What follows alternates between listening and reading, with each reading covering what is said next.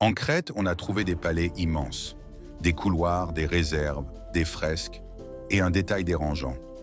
Beaucoup de ces palais n'ont presque pas de murailles.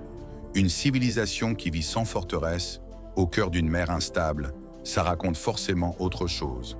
Soit ils se croyaient intouchables, soit leur vraie défense était ailleurs. Cette civilisation, c'est celle des Minoens. On la voit partout dans les traces matérielles.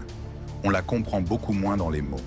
Parce qu'ils ont laissé une écriture, le linéaire A, et on ne sait toujours pas la lire. Pendant des siècles, ils dominent la Méditerranée égéenne. Commerce, artisans, routes maritimes.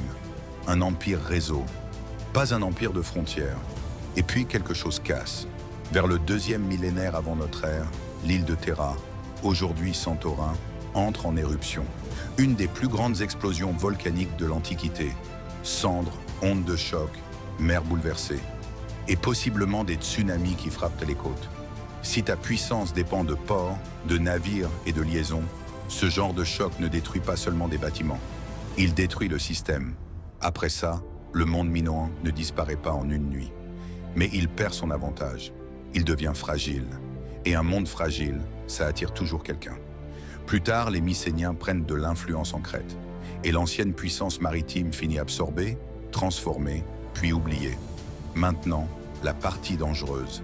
Des siècles après, Platon raconte l'histoire d'Atlantis. Une île riche, une puissance de la mer, puis une disparition brutale. Est-ce que c'est un récit vrai? Non, rien ne le prouve. Mais est-ce que c'est possible que ce mythe soit né d'un souvenir déformé, d'un effondrement réel?